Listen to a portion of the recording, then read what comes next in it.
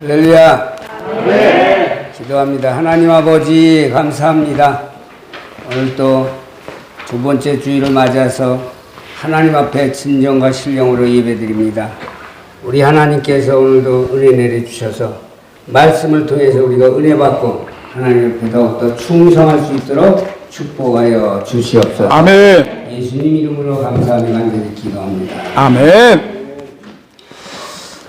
요즘 저는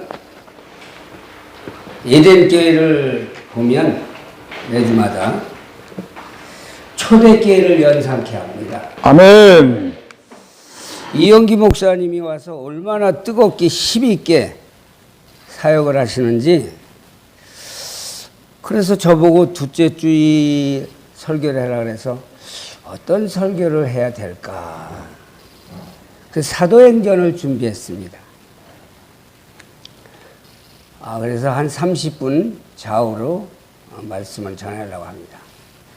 그런데 말이죠, 30분은 1시간 30분이 있고 2시간 30분이 있습니다. 사도행전 전체를 셋으로 나누어 본다면 1장부터 7장까지는 예루살렘과 온 유다 지방에서의 전도 활동이 전개됩니다. 8장에서 12장까지는 사마리아 지방에서의 전도가 전개되고 있습니다. 13장에서 28장까지는 땅끝까지 퍼져가는 전도와 선교 활동이 이어지고 있습니다. 이렇게 세 부분으로 사도행전을 나눌 수가 있습니다. 그런데 여기서 주목할 것은 한 부분에서 다른 부분으로 이어질 때마다 반드시 순교자가 나온다는 거죠. 그리고 새 교회가 탄생이 됩니다. 즉, 첫째 부분인 1장에서 7장 말씀은 보면 스데반 집사의 순교로 끝맺음과 동시에 둘째 부분인 8장에서 12장은 사마리아 교회로부터 시작하고 있으며 야고보 사도의 순교로 끝을 맺습니다. 셋째 부분인 사도행전 13장서부터 28장까지는 안디옥 교회로 시작하여 전 세계로 향해서 선교가 오늘날까지 이어왔습니다. 그래서 저는 오늘 안디옥 교회를 소개할까 합니다. 이 안디옥 교회는 스데반 집사의 순교로 성령의 뜨거운 불로 점화됨으로써 흩어져 있던 그리스도인들 중에 구브르와 구레네 출신 및 몇 사람이 모여서 복음을 전했습니다. 헬라인에게, 이방인에게 복음을 전함으로 교회가 설립이 됩니다. 나중된 자로 하여금 먼저 되게 하시는 하나님은 핍박 중에 생긴 이 이방교회로 하여금 교회 역사상 가장 큰 공헌을 할 수 있는 영광스러운 교회가 되도록 만들어주신 동시에 인적 자원이 풍부한 교회로 세워주셨습니다. 첫 번째, 이 안디옥 교회는 아주 유력한 일꾼들이 많이 있었습니다. 교회는 조직이나 건물이 아닙니다. 교회는 예수 그리스도로 말미암아 구원받은 사람들을 의미합니다. 그러므로 교회는 그 건물이나 시설이나 재산보다 유력한 인물들이 더 큰 자산이 되어야 합니다. 다시 말씀드리면 좋은 일꾼이 많아야 한다는 것입니다. 안디옥 교회는 이러한 일꾼들을 많이 확보하고 있었습니다. 오늘 본문 1절 한번 다 같이 읽겠습니다. 시작. 안디옥 교회 선지자들과 교사들이 있으니 곧 바나바와 니게를 하는 시몬과 구레네 사람 루기오와 분봉왕 헤롯의 젖동생 마난과 및 사울이라. 몇 명이 등장합니까? 이거 마치는 분은 제가 귀한 선물을 드리겠습니다. 아주 특별한 귀한 선물. 몇 명이 등장하죠? 8명, 7명 또요. 예? 어떻게요? 5명. 아우, 최 집사님 5명이에요. 제가 꼭 귀한 선물을 드리는데 뭘 드리냐면 가정 평안과 자녀들 잘 되고 또 진리에 깨닫는 은혜가 해달라고 늘 기도하겠습니다. 선물이죠. 아주 귀한 선물. 5명이 등장해요. 예? 자, 첫째로 바나바가 소개됩니다. 그는 구브로 섬 출신인데 레위 족속으로 본명은 요셉이고 그는 구제와 봉사 정신이 아주 강하여 일찍부터 예루살렘 교회의 형제들로부터 별명을 얻었어요. 바나바라는 별명을 얻었는데 바나바가 무슨 뜻이냐? 바나바는 위로의 아들이라는 뜻입니다. 위로의 아들. 행동하는 것이나 말하는 것이나 다른 사람들에게 용기를 주고 힘을 주고 위로를 해준다고 해서 위로의 뜻입니다. 이런 지도자가 있어야 되고 이런 성도가 있어야 되죠. 상처를 주는 것이 아니요 힘을 잃게 하는 것도 아니라 붙들어주며 힘을 북돋아주는 그런 바나바였습니다. 사도행전 4장 36절 37절 볼까요? 아주 훌륭한 일을 했습니다. 4장 36절 37절 시작. 구브로에서 난 레위족 사람이 있으니 이름은 요셉이라 사도들이 일컬어 바나바라 번역하면 위로의 아들이라 하니 37절이요. 그가 밭에 있음에 팔아 그 값을 가지고 사도들 앞에 드니라. 이 베드로가 말이죠. 바나바 설교를 했어요. 그 설교를 할 때 바나바가 이렇게 훌륭한 사람이다. 응? 자기가 귀한 재산을 소유하고 있는 재산을 갖다가 팔아서 바쳤다. 구제와 선교하라고. 대단하지 않습니까? 하고 설교를 했는데 거기서 누가 들었냐면 다 들었지만 거기서 아나니아 삽비라가 듣죠. 그래가지고 잘 신중히 생각해 봤는데 즉흥적으로 나도 갖다 바치겠다. 그래가지고 그 5장 1절에서 5절에 나와요. 그래서 밭을 팔아서 가져왔어요. 가져왔는데 어떻게 했을까요? 예? 일부분은 주머니다 싹 넣고 일부분만 갖다 바쳤어요. 그래서 어떻게 됐어요? 죽었어요. 혼이 떠나가 버렸어요. 성령을 속였다고 해서. 성경을 소개해 드린 겁니다. 그 아나니아 삽비라가 바나바 흉내를 내다 그만 목숨을 잃고 말았죠. 이 바나바의 성품은 온유하고 처사가 원만하여 교회로부터 존경받던 그런 지도자였습니다. 다음은 누가 나오나요? 니게르가 나오죠. 니게르라 하는 시몬이 등장합니다. 니게르라 하는 뜻은 검다, 시커마다. 그래서 흑인입니다. 흑인임이 틀림이 없습니다. 그런데 아주 훌륭하죠, 이 시몬이. 이 시몬이 예수님이 십자가를 지고 같이 메고 십자가를 져다 준 구레는 시몬입니다. 마가복음 15장 21절 한번 볼까요? 15장 21절 시작. 마침 알렉산드라 아버지인 시몬이 시골로부터 와서 지나가는데 그들이 그를 억지로 같이 가게 하여 예수의 뭐를 십자가를 지고 구레는 심. 참 이 안디옥교회는 자원이 풍부했습니다. 인력 자원이 아주. 그러니까 대한민국에서도 여기저기 다니다 보면 안디옥교회 얼마나 많아요. 이렇게 훌륭하게 쓰임 받았기. 이 안디옥교회가 이렇게 훌륭한 일꾼의 자원이 있었는데 또 어떤 교회가 자원이 있나요? 예? 예? 에덴교회요. 예? 아니 우리 이영기 목사님 뜨겁고 열정 있고 아주 순수하고 정직하고 최선을 다하고 낮아지고 솔선수범하고 교회가 초대교회처럼 창대해질 줄 믿습니다. 목회자가 좋으면요, 교회가 잘 되는 거예요. 그 유명한 명성교회가 그렇게 많이 모여도 그 김사만 목사님이 처음에 시작하실 때 2가정반 5명 놓고 시작을 했다 그래요.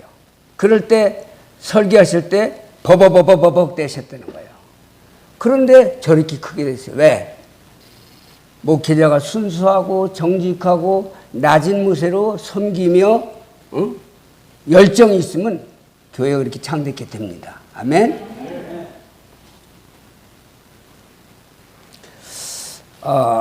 어디까지 했죠? 예, 알고 있었어요. 이런 사람이라면 교회의 어떤 어려운 일도 마다하지 아니하고 즐거움으로 기쁨으로 할 거예요. 일을. 좋은 일꾼이었을 겁니다. 그래서 많은 사람들에게 사랑을 받는 그런 사람이었습니다. 다음은 루기오를 소개하겠습니다. 그도 구레네 사람이라 시몬과 함께 북부 아프리카로부터 온 아주 유능한 교사였습니다. 다음은 마나엔을 소개하겠습니다. 이 마나엔은 누구의 젖동생? 헤롯의 젖동생. 그러니까 헤롯 왕의 젖동생이니까 이는 왕궁에서 자랐죠. 그러니까 왕궁의 귀족 출신인데 불필요한 게 있나요? 부러운 게 있나요? 자기 마음대로 하고 싶은 대로 얼마든지 할 수 있는데 어째서 예수를 믿었을까요?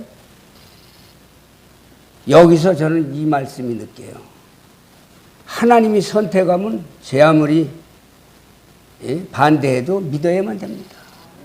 선택과 불택자가 유기자가 분명히 있습니다.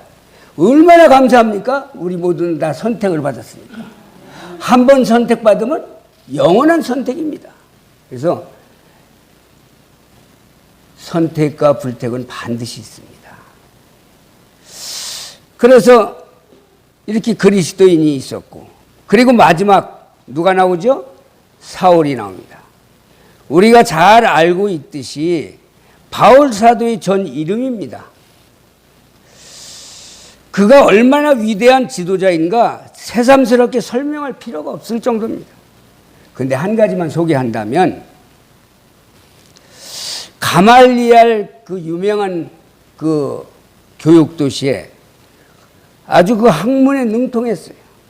더군다나 율법에 아주 능통했습니다. 사울이. 배움도 많고. 출생지는 길르기아 다소 지방인데 다소 출신인데 이 길르기아 다소 지방은 BC 100년경에 로마로 다 영토가 흡수됐어요. 로마에게 뺏긴 거죠. 그런 바람에 바울 아버지가 로마의 영토로 들어가는 바람에 로마 시민권을 받았죠. 그래서 바울이 로마 시민권을 갖게 됐습니다. 왜 중요하냐? 로마 시민권을 가진 사람은 절대 함부로 정죄를 못합니다. 죽이지도 못해요. 어떤 문제가 있어도 법정에 가서 옳고 그른 판단을 딱 받고 재판을 받고 그렇게 합니다. 그런데 왜 옥중 생활을 했을까? 이런 사람이 로마 시민권이. 왜 옥중 감옥에 다니면서 서신을 썼을까요? 그것도 하나님의 예정 가운데 있습니다. 왜? 감옥에 가서 꼭 구원을 잃어버린 양을 찾기 위해서. 빌레몬서에 보면 그 머슴 살던 오네시모가 도적질을 해가지고 잡혀갔어요. 그 당시는 주인이 죽으라면 죽이고 죽이려면 죽여요. 그런 시대인데 바울을 만났잖아요.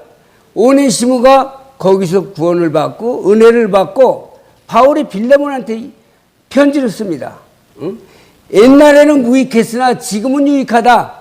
그러나 억지로 하지 마라. 내가 추천한다. 이를 다시 받아서 크게 사용하자.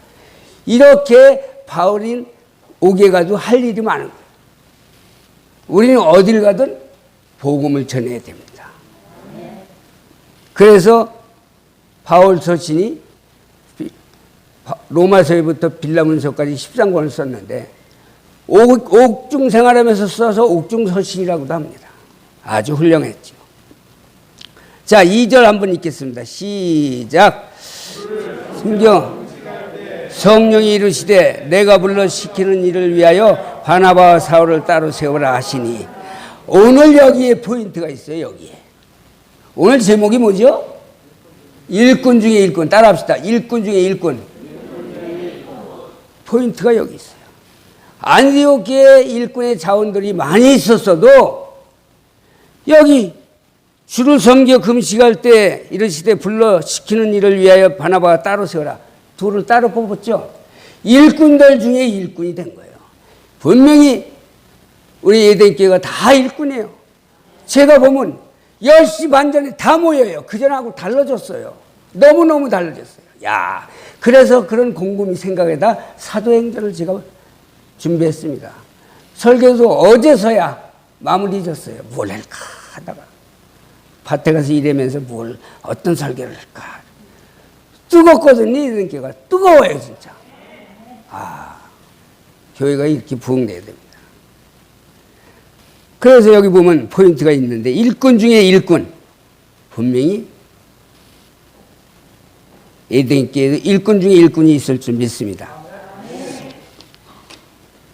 자, 그런데 말이죠. 누가 누구한테 얘기한 건가요? 예? 누가 누구한테 얘기했어요? 응? 아, 성령이 가라사대, 성령이 말씀하시되 그랬잖아요. 성령께서 안디옥 교인들한테 얘기한 거예요. 따로 세워라. 응? 야, 안디옥 교인들은 성령의 음성을 들었다는 얘기잖아요. 그대로 들은 대로 했으니까. 이 성령의 음성을 들으려면 어떻게 해야 되나요? 근데 에덴교회가 아마 들을 것 같아. 앞으로 이렇게 뜨겁고 청렴하고 순수하고, 낮은 못에 주님만 위해서 헌신하고 이랬으니까 성령의 음성을 들은 거예요.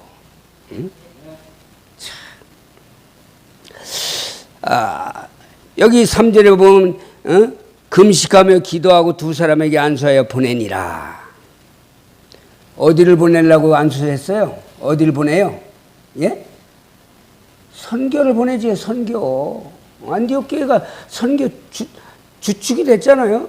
이방 교회로서. 선교 보내려고 따로 세워.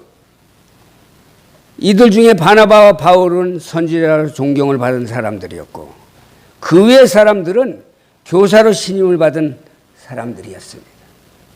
이렇게 안디옥 교회는 복된 교회입니다. 유능한 일꾼들이 있는 그런 아주 쓰임받는 교회였습니다. 사실 가장 부러운 교회는 사람 수가 많은 것이 아닙니다. 재산이 많은 것도 아닙니다. 시설이 좋은 것도 아닙니다. 가장 부러운 교회는 유력한 일꾼이 많은 교회가 가장 부러운 교회입니다. 이게 성경적인 관점입니다. 좋은 일꾼이 좋은 교회를 이룹니다. 그래서 생동적이고 은혜와 사랑이 충만하여 구원의 역사를 땅끝까지 이루어가는 능력 있는 교회가 되는 것이 바로 좋은 교회입니다. 그렇다면 우리는 다음 세 가지를 깊이 명심해야 될 겁니다. 첫째는 각자 나 자신부터 이 교회 안에서 주의 쓰임에 합당한 일꾼이 되게 해달라고 간절한 마음 갖고 봉사를 해야 됩니다. 둘째는 우리들 가운데 주님이 들려 사용될 유능한 일꾼을 발굴하는 것이 또 목적이 되어야 됩니다. 그들을 양육하는 일에 힘을 모아야 합니다. 셋째는 교회를 위해서 일하고 있는 일꾼들을 아껴주며 신뢰하며 또 용기 주며 힘을 주며 밀어줘야 됩니다. 그래야 목회를 마음껏 할 수 있지 않습니까? 함부로 판단하지 말고. 그래서 우리 에덴교회도 안디옥 교회의 축복을 그대로 이어받기를 간절히 저는 원하고 있습니다.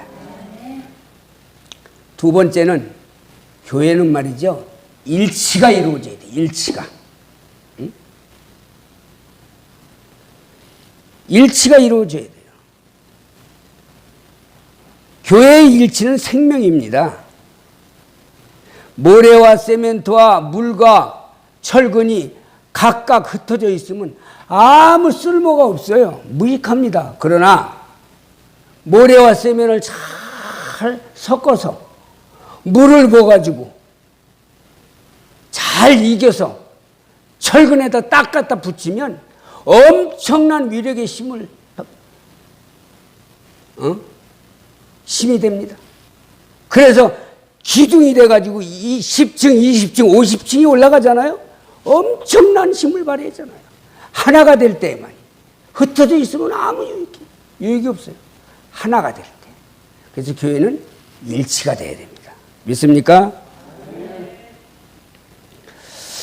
그러나 이것들이 한 덩어리가 돼야만 교회가 튼튼해지는 겁니다.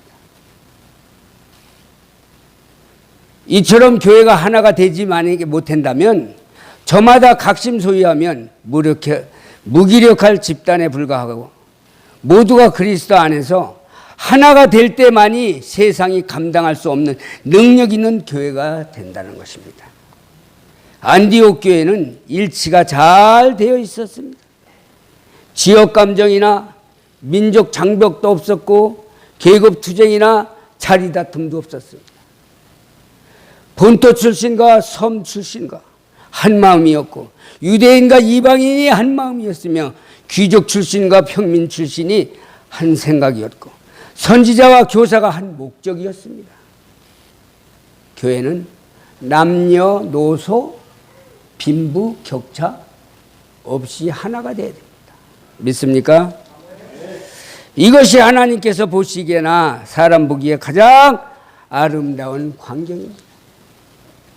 교회란 각양각색의 사람들이 모이는 곳이기 때문에 나의 마음과 똑같지 않고 나의 행동과 똑같지 않습니다.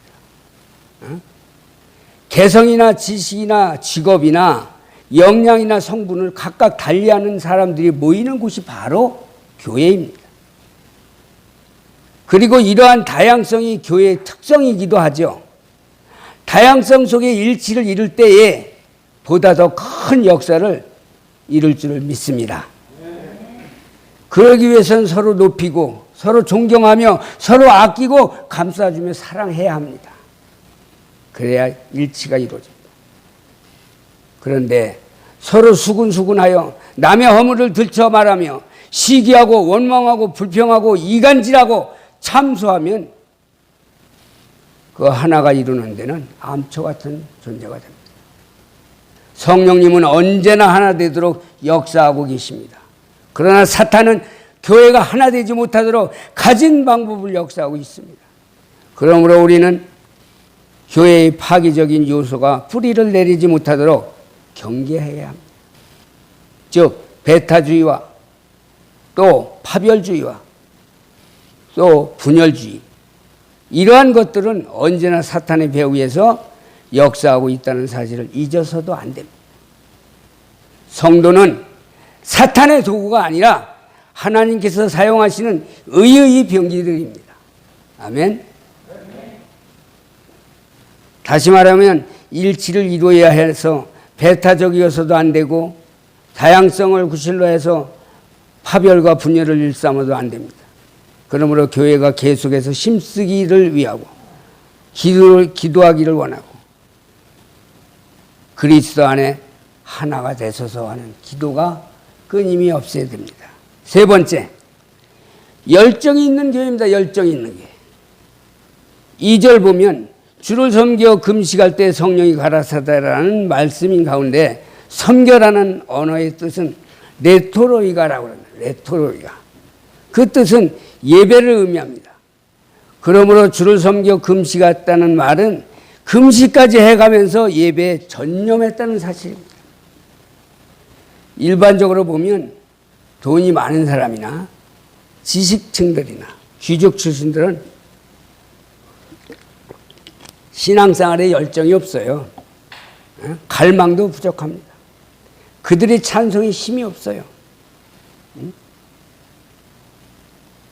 그들의 기도에 냉기가 도는 것이 보통입니다. 냉랭합니다. 그러나 안디옥 교회는 그렇지 않았습니다. 바울은 석학이요 바나에는 귀족이었으며 마나에는 귀족이었으며 바나바는 위로를 주는 자였습니다. 시몬과 루기오는 상당한 식견이 있는 교사들이었습니다. 그럼에도 불구하고 저들은 금식을 해가면서 예배에 골몰할 정도로 뜨거운 열정과 간절한 마음으로 심을 합했습니다. 우리도 신앙의 열정과 은혜를 간절히 사모하는 마음이 있어야 바로 성장할 겁니다. 열정과 갈망이 있는 교회는 특별히 예배에서 나타나는 것입니다. 세 가지가 나타나는데, 첫 번째는 모이기를 심습니다. 두 번째는 찬송에 힘이 있습니다. 세 번째는 기도에 간절함이 있습니다. 이것이 바로 살아있는 생명력 있는 교회입니다. 네 번째입니다. 살아 움직이는 교회입니다. 열정적인 교회들이 흔히 빠지기 쉬운 시험은 자기들이 하고 싶어하는 일을 하고야 말려는 아집과 고집 때문에 교회가 분산이 됩니다. 그들은 그것이 신앙의 열정이라고 착각하고 있습니다. 그러나 그리스도인은 내가 하고 싶어하는 일을 하려고 몸부림쳐서는 안 됩니다. 하나님께서 하시고자 하시는 일을 해드리기 위해서 몸부림치는 사람이 되어야 합니다. 한번 따라하겠습니다. 아버지여 내 원대로 마옵소서. 아버지의 원대로 하시기를 원합니다. 그러면 되는 거예요. 그러면 교회가. 그러면 돼요. 아버지의 원대로 하시기를 원합니다. 라고 하는 것이 예수님의 기도요, 예수님의 사상이요, 신앙이요, 교훈이요, 예수님의 생애였습니다. 그러므로 이것을 나의 기도와 사상과 신앙과 생활로 살아가는 것이 참다운 그리스도인입니다. 마지막 다섯 번째, 선교하는 교회입니다. 교회의 제일 되는 목적은 바로 전도와 선교입니다. 지상명령이에요. 선교와 전도는 해도 되고 안 해도 되는 게 아니라 반드시 해야 됩니다. 지상명령이에요. 교회 본질을 잃는 거예요.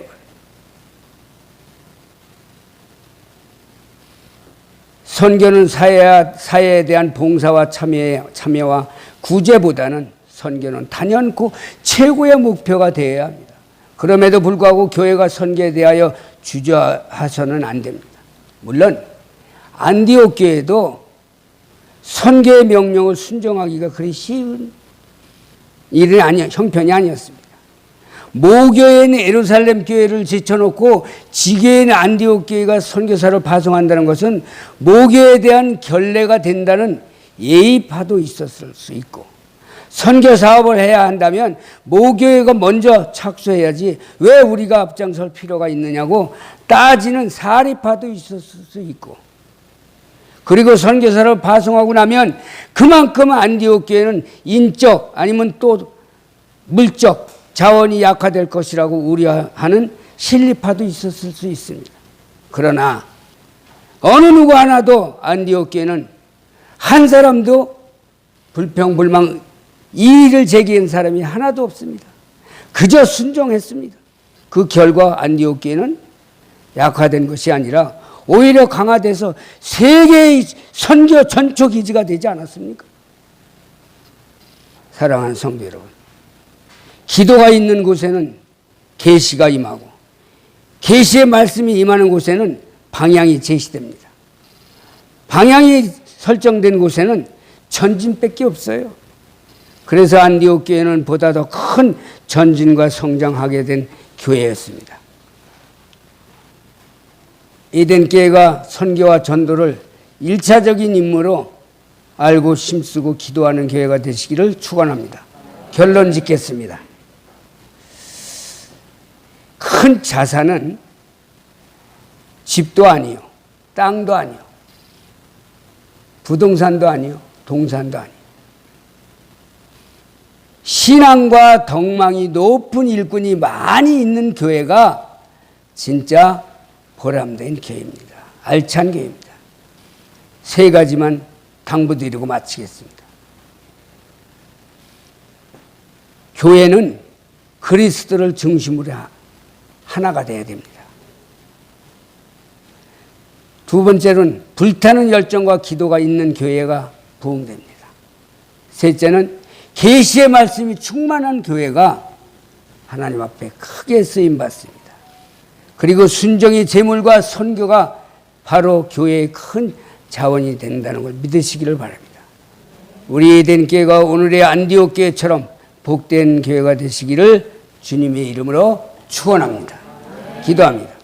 하나님 아버지, 오늘 우리를 사랑하셔서 안디옥 교회를 모델 삼아 말씀을 주신 것을 감사합니다.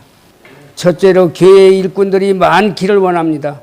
두 번째로는 교회가 하나가 돼서 일치가 돼서 모든 뜻이 하나님 앞에 영광 돌리는 성도들 되기를 원합니다.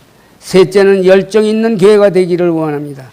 넷째는 살아 움직이는 생명력 있는 교회가 되기를 원하며 마지막 다섯 번째는 반드시 해야 할 선교를 할 수 있도록 부흥 발전시켜 주시옵소서.